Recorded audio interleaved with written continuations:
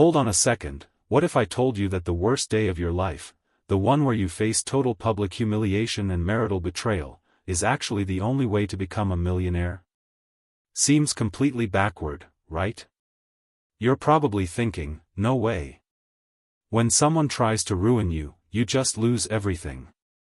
Wrong. I know that pain. I spent 15 years building someone else's family business, sacrificing my own career, only to be called a mere technician and stabbed in the back by the two people I trusted most. This story, my story, proves a shocking truth that everyone ignores. The ultimate act of betrayal isn't a final blow, it's the trigger for your biggest game changer. You see, my now ex-wife, Scarlett, was so arrogant that she not only betrayed me in front of dozens of investors, but she also tried to steal my $1 million project.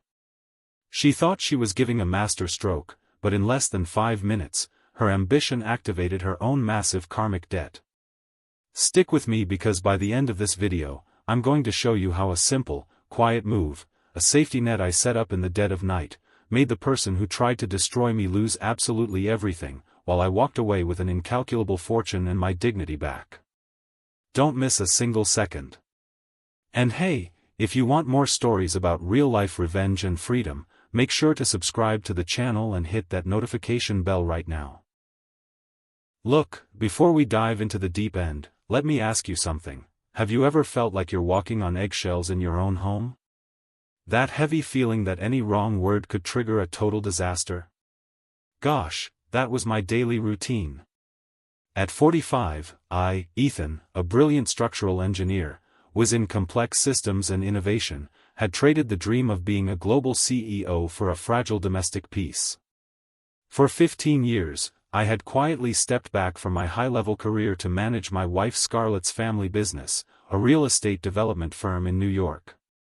To the outside world, we were the ultimate power couple, Scarlett's beauty and sharp-tongued charm, the face of the family business, combined with my technical brains, the muscle that made everything work. But behind closed doors, things were radically different. Scarlett made a point of reminding me, in 100 subtle little ways, that I was just the support, the overqualified technician. And me? I'd take a deep breath and swallow that bitter pill. I kept telling myself I was building something great. The catch? I was building something massive, but not for myself. For over 2 years, I dedicated sleepless nights and every weekend to $1 million project, a revolutionary concept for sustainable high-rise construction that promised to quadruple the company's valuation, a true technical masterstroke. Scarlett, though, saw only the enormous financial upside. I remember this one Sunday lunch, right after I'd shown her the architectural model, where the chasm between us became glaringly obvious. I was exhausted but bubbling with pride, talking about the structural calculations. Scarlett, however, was glued to her phone, texting furiously, and cut me off with a spine-chilling coldness. Ethan, I get it. Now, focus on what really matters, the investors' meeting. You have zero business vision, leave the selling to me. I felt my stomach clench, but I yielded, as always. The marital betrayal there was still on a subtle level, a betrayal of shared values and respect, a corrosive erosion of the soul. The truth is, Scarlett's attitude wasn't just random. She was completely driven by ambition and ego. She knew that this $1 million project was a golden ticket, and she was willing to do absolutely anything to capitalize on the success alone. To her, I wasn't a partner, I was merely a stepping stone. That's why, over the past few weeks, she had been cozying up to a new partner, Victor, the company's financial manager, a man as ruthlessly ambitious as she was. The two of them, in hushed conversations in the hallways and secret dinners, were aligning the final, cowardly details of a plan. A plan that included not just a divorce, but my complete public humiliation. I was about to find out that sometimes, the person closest to you is the one ready to deliver the hardest fall. And little did I suspect the monumental karmic debt Scarlett was about to rack up. The stage was set. The decisive meeting was just around the corner. The day of the big $1 million project pitch finally rolled around. The atmosphere at the downtown convention center was a volatile mix of pure euphoria and cutting-edge tension. For me, Ethan, this was totally justified. It was finally the chance to get my life's work properly recognized. The room was packed with global investors and specialized press, the real movers and shakers. This was the pinnacle of the family business. Scarlett, on the other hand, was glowing. In her immaculate designer suit and with a cover model smile, she glided through the room, greeting everyone with a self-assurance that, to be honest, felt almost over the top. I was backstage trying to manage my nerves, checking the presentation data for the 100th time, when she called me over with a cold flick of her hand. "Ethan, stop fiddling with that. The technical work is done. Now, stay put. You're the engineer, I'm the negotiator. Remember, this stage is mine," she said, her tone the equivalent of snapping a leash onto a dog. There was no warmth, not a flicker of affection, just a huge, bloated ego high on the scent of imminent victory. The hardest part to stomach was Victor, the financial manager, lurking around. He was pacing back and forth, whispering with Scarlett, and giving me these infuriating, condescending pats on the shoulder. The guy looked like a predator sharpening its claws for the kill. At one point, while I was getting a coffee, I caught Scarlett and him exchanging a look that went way beyond professional, a deeply conspiratorial, intimate gaze. I felt a literal shiver down my spine, a nasty hunch that I quickly tried to shake off. "Ah, it's nothing. Just stress," I mumbled to myself, desperately trying to ignore the creeping suspicion of marital betrayal. But as they say, bad news travels fast. What I didn't know was that the night before, Scarlett had finalized her masterstroke to get me out of the picture. With Victor's help, she had secretly redrawn a partnership contract, ensuring that the $1 million project would be 100% hers, minimizing my contribution to that of a mere, temporary consultant. Her genius idea was to publicly announce me as her ex-husband and former collaborator, right at the peak of the celebration. She wanted the public humiliation to be absolute, a symbol of her personal game changer. To Scarlett, the karmic debt simply didn't exist, all that mattered was the glory of being the sole star. However, I'd been up all night with a nagging voice in my head, a deep itch I couldn't scratch. Driven by an instinct I couldn't quite name, I had quietly updated the copyright and patent registration for the entire project. Why? I couldn't exactly tell you, but, man, life has its own bizarre ways of protecting us, doesn't it? I just felt like I needed a safety net. The room went silent. Scarlett walked onto the stage, flawless. The spotlight found her, and she grabbed the microphone, ready to start her one-woman show. The silence was absolute, and I, in the front row, felt my heart hammering. I was about to witness the biggest success of my career, and the absolute biggest shock of my life. Scarlett was center stage, and the light from the spotlight seemed to amplify her air of superiority.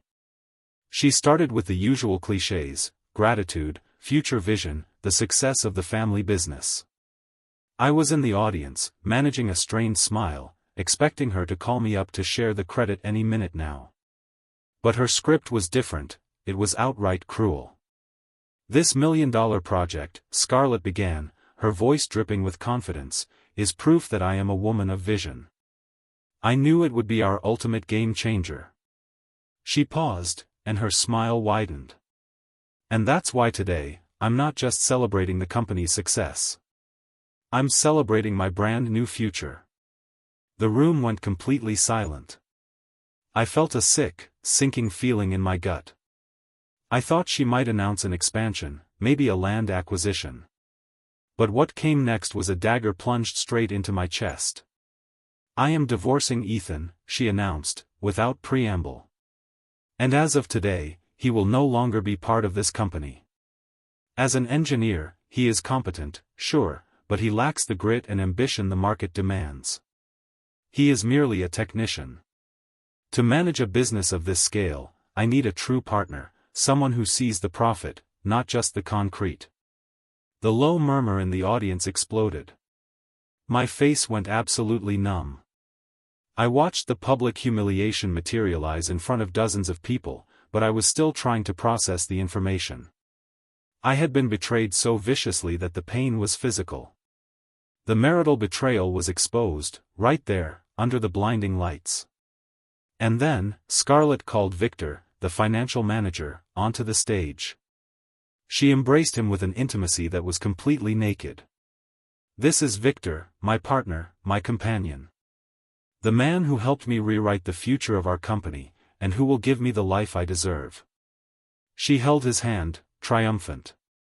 "The contract that guarantees the success of this project was signed by the two of us this morning. Ethan, you're out. That's the price for being content with so little." To deliver the final flourish of contempt, she flashed a truly sickening, almost sadistic smile and whispered into the microphone so everyone could hear, "You were a hard-working employee, Ethan. But now, it's time for you to go home." That moment wasn't just a divorce announcement, it was a total act of professional and personal annihilation. I stood there, motionless, feeling the full, terrible weight of the karmic debt Scarlett was building for herself. I didn't move, I didn't yell. I just fixed my eyes on the two of them, and a terrifying, icy calm washed over me. Now, you, my friend, might be thinking, would have stood up and fought. I would have cried. But no. In moments of total shock, as psychologists say, your brain switches off the emotion and flips the survival instinct on. And I, by a hair's breadth, remembered what I'd done the night before. I squeezed my hand, clenching it into a tight fist. It was time to show them that the master stroke wasn't over, and that the real game changer was about to begin.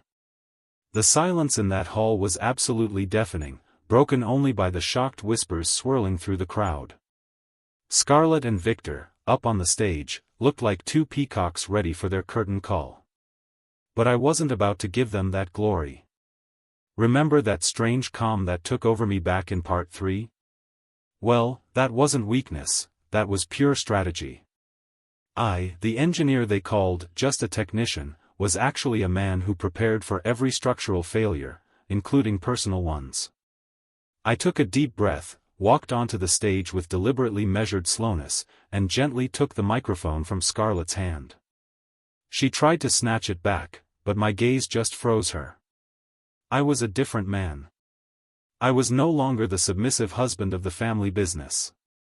"I appreciate Scarlett's honesty," I started, my voice ice-cold and firm, echoing throughout the venue.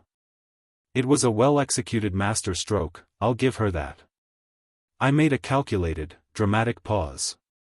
"And a very public act of marital betrayal that, honestly, doesn't shock me much. But since the matter has now become a point of interest for our investors, I just want to clarify one absolutely crucial detail about our $1 million project." The mood instantly shifted. The investors, moments ago stunned by the personal drama, were now fully alert, smelling a major financial scandal. "Scarlett and Victor signed a partnership contract this morning. That's a fact. But a partnership contract is only valid if you actually own the asset you are negotiating." I let a subtle smile touch my lips, not one of humor, but of pure, cold disdain. I opened the briefcase I was holding, pulled out a single document, and raised it for the cameras and the investors to see. "This is the official copyright and patent registration for our sustainable construction project. And it is, entirely, in my name. It was registered 6 months ago," I revealed. The reason? Simple precaution from an engineer who refused to leave his life's work at the mercy of others' so-called business vision. Without the legal right to use the project, Scarlett and Victor's partnership contract is nothing more than a useless piece of paper.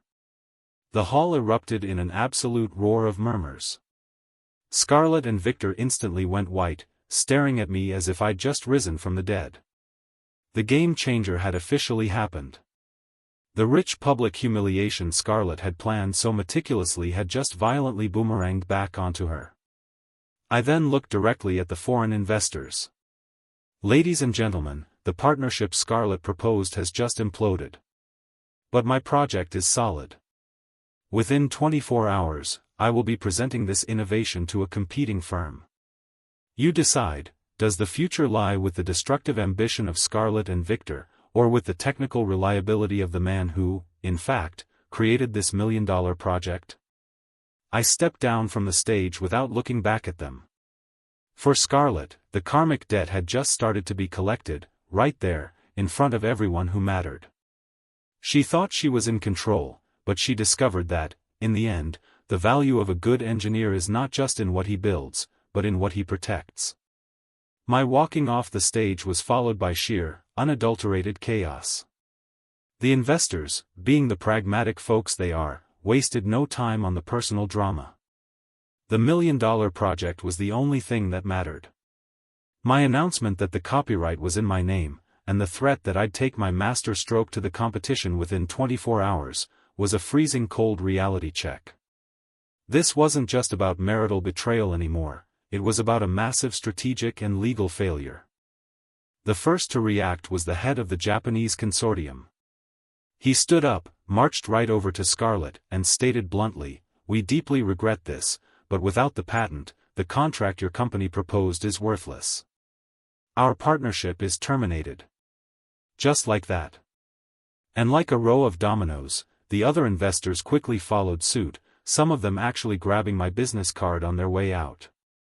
The family business, which looked ready to soar, collapsed in a matter of minutes. Scarlett and Victor stumbled off the stage in sheer panic. Her face was flushed, not with makeup, but with pure rage and public humiliation. The humiliation she so carefully orchestrated had turned on her with brutal force. She tried to argue, yelling that I was a cowardly traitor, but no one was listening anymore. She had lost her credibility, the deal, and in an instant, all respect. Meanwhile, I was waiting discreetly in a private room. It didn't take long for my phone to start vibrating incessantly. Emails. The first was from that very Japanese consortium, requesting a meeting immediately to discuss a direct partnership with me. Then came the contact from a huge competitor, practically begging for a proposal. The game changer was complete, and my market value was rocketing by the minute. Scarlett's karmic debt, on the other hand, began its heavy collection right there. Victor, her lover and accomplice, publicly turned on her right in the middle of the room. "You idiot!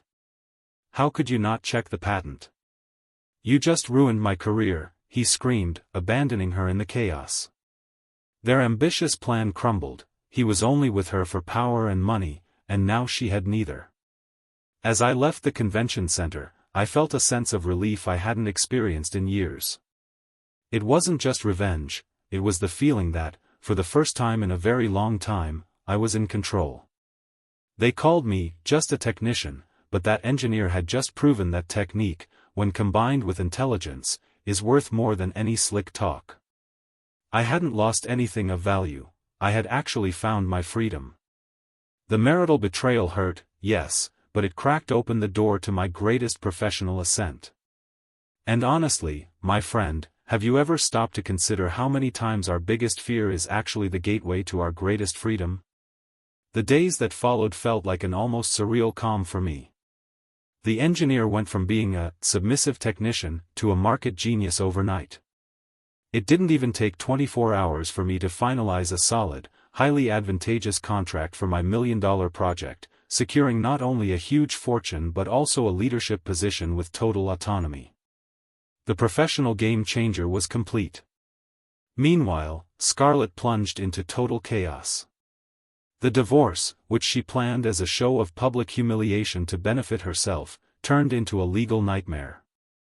Armed with the proof of marital betrayal exposed on the stage and the solid evidence that the family business had been sabotaged by its own co-owner, I demanded a fair division of assets, refusing to give up anything that was rightfully mine. Scarlett tried to employ aggressive tactics, but her lawyer quickly realized, she had zero credibility left. Scarlett's karmic debt wasn't confined to the company's books. Without the million-dollar project, without the investor support, and abandoned by Victor, who couldn't handle the heat and walked out on her within days, Scarlett was completely isolated. Worse, the family business shares plummeted brutally, and her own family, who always prioritized image and money, held her fully responsible for the business's ruin. Before long, Scarlett was forced to sell the mansion we shared to cover debts, moving into a modest apartment in a far-flung neighborhood. I, on the other hand, was truly thriving. With financial success and a mind finally free from manipulation, I returned to my old hobbies and, for the first time in years, I was genuinely smiling. The revenge wasn't an act of hate, it was an act of self-defense, a strategic masterstroke to protect my future. I finally understood that the silence and the constant sacrifice I was making for the sake of a fake marriage were, in fact, the greatest marital betrayal I was committing, against myself. And that's the big takeaway, isn't it?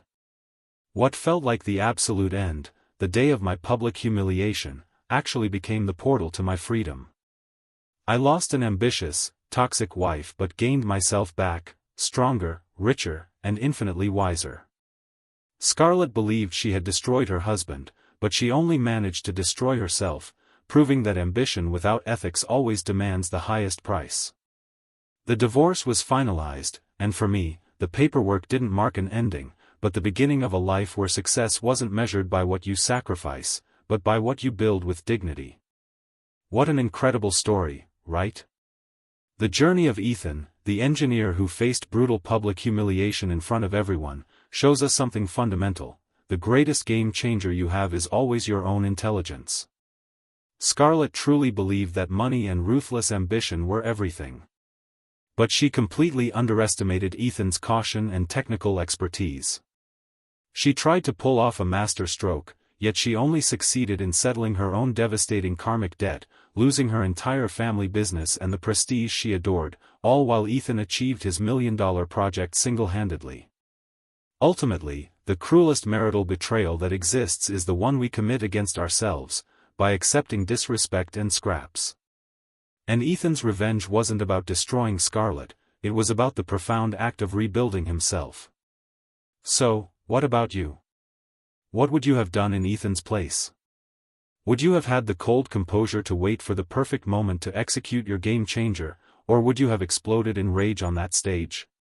Tell me in the comments, what was the most surprising detail of Ethan's master stroke?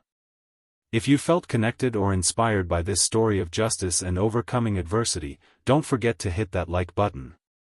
Subscribe to the channel and turn on notifications so you don't miss any more true stories of revenge, karmic debt, and the game changer moments life takes it upon itself to write.